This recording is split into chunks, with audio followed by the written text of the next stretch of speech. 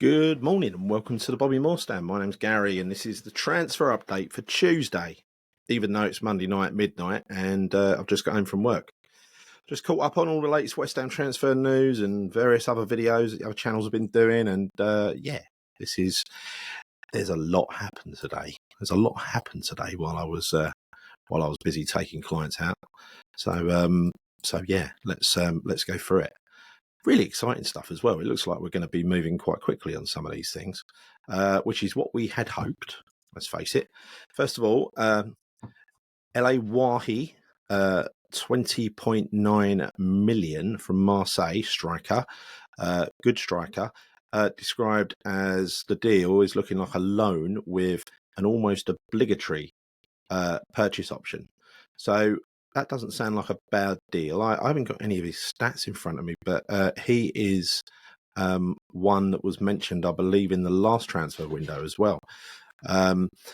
Also, the big news, obviously, is with John Duran. Now, John Duran, I'm a bit surprised Villa was letting him go. However, Unai Emery's side, they're closing in on a deal for Borussia Dortmund's Daniel Malin. An agreement reached between the two sides by Florian Plettenberg. It could see Duran seek an exit. Well, of course it will, because if he can't get into the starting lineup at the moment when he's got 12 goals in 26 games, he can't knock Ollie Watkins out of a starting position. You would suggest there's still, because it can't be talent, it must be to do with either his playing style don't suit the Emery system, or there's a bit of a personality clash still in the dressing room there. I think once you've fallen out with a manager, you've fallen out with a manager. I don't think they're going to get rid of Unai Emery anytime soon. So that's probably the only solution. It was well known that he wanted to come to us. The rumour is that we've put a 30 million bid in and they want 60 million. Now, that would be West Ham, wouldn't it? Be West Ham through and through. Surely we're not going to make the same mistake again, are we? He's probably worth... I don't know, is he worth 60 million? Who knows? I suppose it depends on the bigger picture. But I would suggest spend the money and get him. If there is a way we can make that deal happen, I think we should make it happen. Another interesting one as well that's come up is Taiwo Awoniyi, who is the striker from Nottingham Forest, highly rated, who, I'd be surprised if the Tricky Trees, as they're called, if they let him go. Because they're on a push for Europe. They're doing really well this season. I think it's also rumoured we're going to bring James Ward-Prowse back because he's not getting a game there. I spoke with a Forest fan today and he said it's nothing that he's done. It's just that they've got not too much, just the right amount of strength and depth. And again, he came on at the weekend and did really well. So I think he's done all right there. They don't hate him, the Forest fans. I don't think it's a waste of space. They actually quite like him. I feel a little bit sorry for him in the same way that I did as well, actually, when he was played as a central defensive midfielder. Pretty sure Graham Potter won't do that with him. Marcus Rashford is another link. Hope that one don't come true. If he ends up playing for us, I'll have to support him when is what it is. Them's the rules. I don't make them up. So that's a couple of, the John Duran one is interesting. There was also another rumour today that the Jonathan David would be that we were actually talking Turkey and trying to get a deal done for him, which would seem, as Chris explained, absolutely sensible given the low price that we can get him for and his current market value. It's like getting Wan-Bissaka for 15 million. Those deals don't come along very often. So, maybe we're looking at more than one striker, or maybe we're just trying negotiations with all of them with the intent of getting one. Also, there was a lot of rumours, don't forget, before Fulham came back that they were going to try and move him on. I mean, that'd be in the summer now rather than anything else. He's not going to make a comeback until the end of the season. If we've got other strikers in there ready to go, he's probably still not going to get a game, is he? Another rumour, this is a new one, which is Academy Under-21 defender from Hibernian called Ryan Battram. Been reported by ex-WHU employee.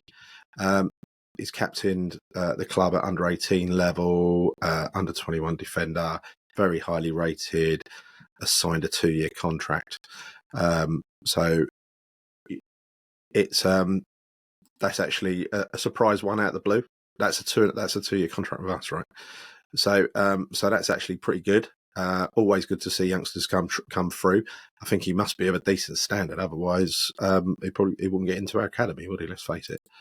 And those boys who run the academy certainly seem to have their heads screwed on. I think so. That's the transfer news. I think that's pretty much everything. I've cherry picked. It's a short update. Chris gave a long one yesterday. He specialises in that. He knows more. He goes into the details, drills down.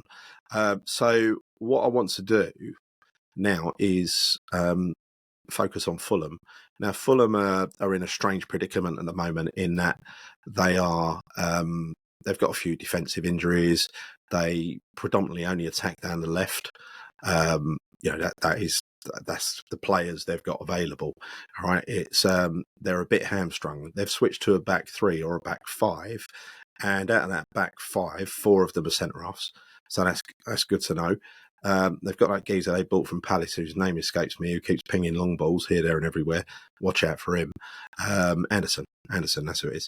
Now, they're a good side. They're getting good results, not really surprise results. Very organised. Quite good in transition. I think they play in a similar way to Forest, if truth be told. And so it's very much the new David Moyes kind of teams, if you like, the counter-attacking teams. They're not scoring for fun, which is good, and that's where they fell apart when they played us earlier in the season, because in reality they should have beaten us by a few more that day, and then we got the last-minute equaliser, thank God. So I'm quite upbeat about tomorrow. I don't know what Graham Potter's got to say on it, but what I'm going to do is something very different. I'm probably not going to do this every week because we've got to see how interesting it is to start with. But I'm going to just share with you the from the West Ham website today's presser. So let's have a watch of that together and see what he's got to say. Right, I think this is it. Hold on. Mouse problems. There you go. So, I think let's change my layout. What can I do? Picture in picture. Yeah, let's do that. Right, okay. So I think we're ready to go. Let's hit play. See what Potter's got to say. This is my first time of seeing this, by the way. So I don't know whether it's going to be entertaining or not. We'll see. Very well, thank you, Jeremy. Yourself? Very good, thank you. How bad is the Fulham injury? Yeah, it's fair to say it's a significant one. Anybody that's watching the game, when a player pulls up like that, you know that something fairly serious has happened. So it's still early in terms of full diagnosis, I would suggest, but nevertheless a significant one. A number of weeks. Months? Number of weeks probably adds up to months. Yes. That's quality. The guy's got a sense of humour. But yeah, he seems very comfortable in his own skin, doesn't he, Graham Potter? Just speaks like he's, he doesn't look like he's under the microscope like managers usually do. Bad news about Fulham, though. Really bad. 3 months plus probably for a tear or a rupture or whatever it turns out to be. Yeah, I would say that. What about some of it? He obviously came off at half time. Is that precautionary? Will he play tomorrow? Yeah, it's a minor one with him. It's probably a little bit more than precautionary. He felt something after about 35 minutes, finished the first half, but probably not at 100%. It's touch and go, but probably erring towards the negative at the moment, but we'll see. And any better news with Todibo and Emerson? Emerson's made good progress. He's been training today and yesterday. Todibo's just still with the physio. Mavropanos, no problem. He's trained the last 2 days. So that's interesting because I thought Mavropanos was concussed. I mean, he got kicked in the head the other day and had to go off. So I'm surprised he isn't. But good news that he's all right. I'm not giving up on Mavropanos yet.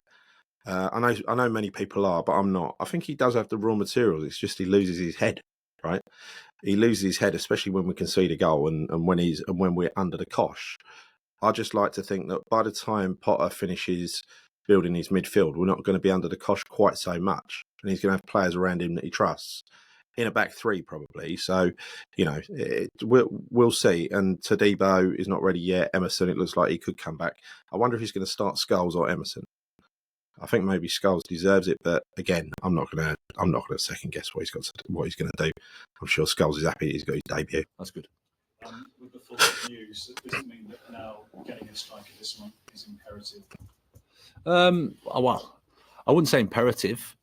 Obviously, with the situation with Mick as well, there's certainly a logical rationale to do something. But again, it's not quite as simple as that.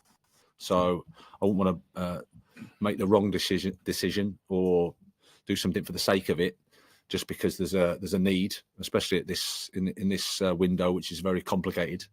But we've got some attacking options, and there's players coming back as well. So my focus at the moment is on the team and on how to get the team functioning as well as possible, and with a view to being competitive and trying to win against Fulham. I agree with him there. When he says we don't want to rush into it, we need to move quickly, but that doesn't mean we need to rush. Because what happens when you rush is you end up in a bad situation with a wrong player who you're stuck with on an expensive contract. And we're kind of at the end of our budget now, if truth be told. That we can't be allowed any more mistakes. So I sort of agree with him on that.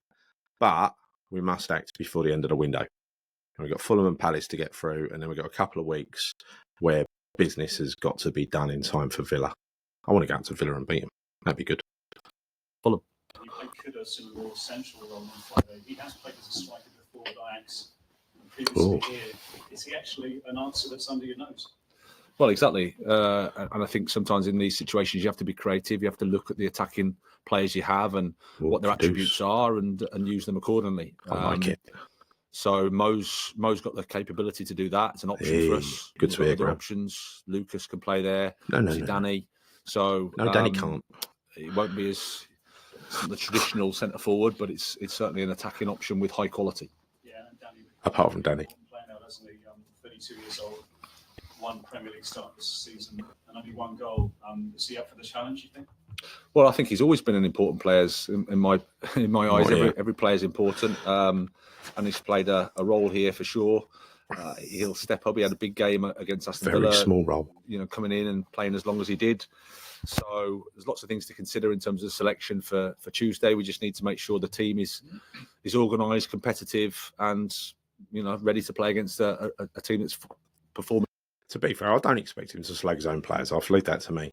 But I think he's got different thoughts going around in his head when he says Danny Ings has got an important role to play at the club. I think he'll be the next one out the door if they can do a deal, to be honest. Well under Marco Silva. Yeah, and you've had your third training session with him this morning. What are you thinking, having worked with him now a bit more?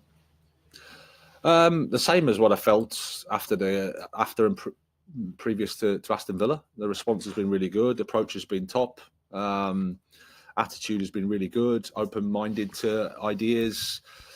Enthusiastic to try to connect with each other. I think we all recognise it's been a tough period for everybody, and we want to focus on being a team.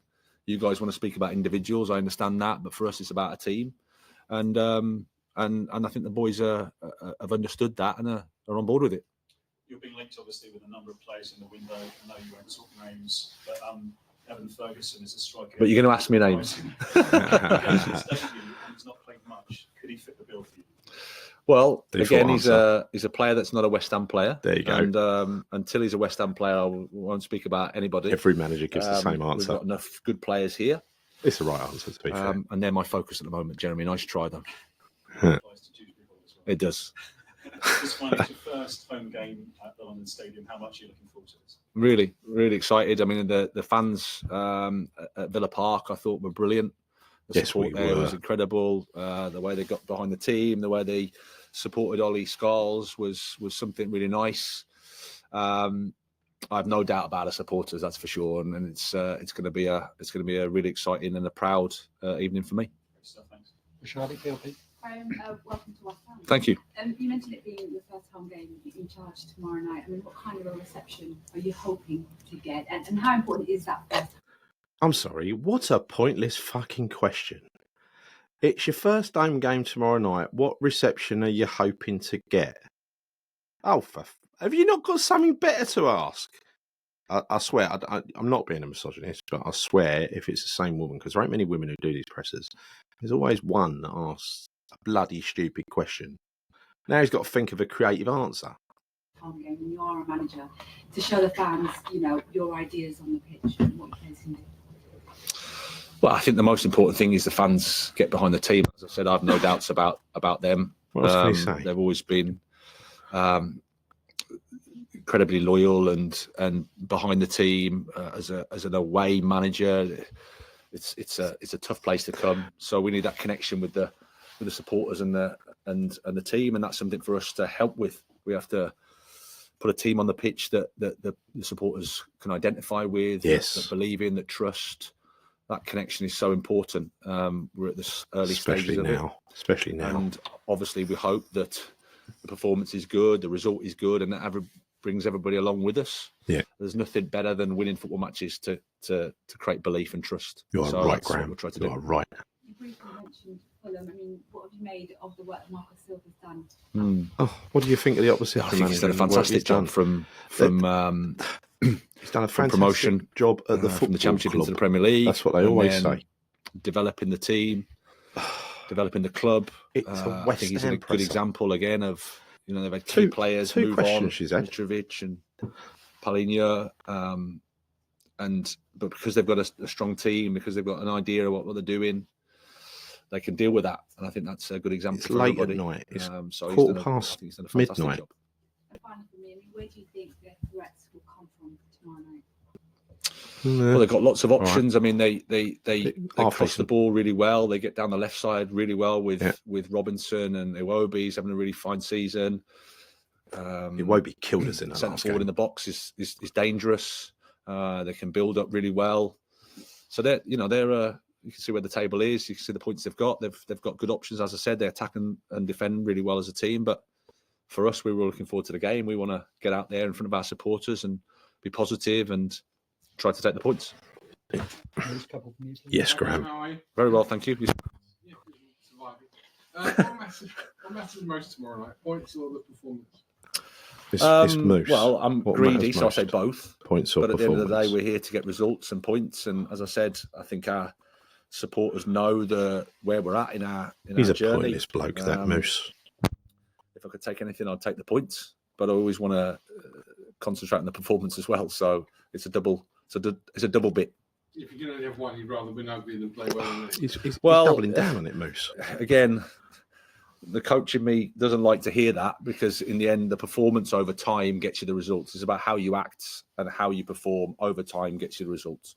But we all know the game. We all know how the situation is. Points are helpful because it just buys you that time. It buys you that breathing space. It keeps the wolves from the door. Not that I'm calling you a wolf at all, but He ain't. He ain't a wolf. So both is the answer. An Give me idiot. both. That'd be good.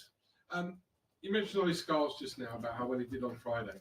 That is important, this club, bringing through young players from the academy and produced so many down the years. Do you see that as part of your brief? Maybe not this season necessarily, but going forward as well? I think it's a central part to this club, Yes. as I see it. The academy here has done some beautiful fantastic things. work. Yeah. Won the FA Youth Cup recently, suggesting that there's some good players, some good staff, there's some good people. I don't think Moisey mentioned that, when we did it. And I think our supporters like to see Two managers players later. from the academy in their first team pushing for that. I think it can help us in terms of how we identify players, how we think about recruitment. I think the start point should always be, what have we here? What have we in the academy? And I think as a result of that, I'm really looking forward to the relationship with Mark Noble, with Mark Robson, with the people here, to be able to say, okay, He knows their work names. together. Excellent. Let's try and have the foundation of the club going forward as that. Well said. Very quickly, as you mentioned, recruitment. One player who isn't yours, so I don't know what you might say about him, but one who is. Nothing. Okay. Marcus Rashford maybe has been linked with the move here? Okay. Okay, fine. James Ward-Prowse, any thoughts on bringing him back from a loan? Can you bring him back from his loan at Forest? No, Harley, again, he's a Nottingham Forest player at the moment, contractually in terms of loan, so nothing to report on that. Oh, I thought that was pretty good, all in all. Where are we going? Let's shut that down. And I'll come back. Yeah. So I thought that was really, really positive. He gave the right answers on everything. Honestly, those silly questions like, oh, what kind of reception do you hope you're going to get? Moose, to be fair, queued him up to give the right answer there, even though I don't like Moose. Can't stand him. Fake West Ham fan. What he basically asked him about he gave such a good answer, such a thorough and complete answer about using the academy. I do actually believe him though, because he's kind of nailed his colours to the mast on that already, hasn't he? So look, for me, this has been a long day. I hope you enjoy this video tomorrow morning. Happy Tuesday. I'm getting up at 5. I'm getting up in a minute, which is why I'm doing it tonight. So if you've enjoyed this video and you watch our stuff regularly, please can you subscribe to the channel, The Bobby Moore Stand. Give the video a like and hit the bell notification icon. I'm getting tongue twisted and everything. Until next time, I'll tell you what I'm going to do. I'm gonna give you a little treat at the end of this. Just one more little run out of Canning Town Len's beautiful little video from the other day. I enjoyed it so much. I'm going to air it again. See you soon, everyone. Come on, you irons. I might even play it. You never know. Bloody hell. Live. Go. Well, why do you want to keep him staying here for? If he don't do what you say. Oh, he makes me sad. He makes me mad. He made me spend a lot of cash that I'll never read. He's fooling around with you now. He upsets the coach and then he runs away. Oh, that's alright. I'll draw a list up tonight. Say we tried and then we worked through the night. So what do we want to keep him staying here for? Oh, if he don't do what we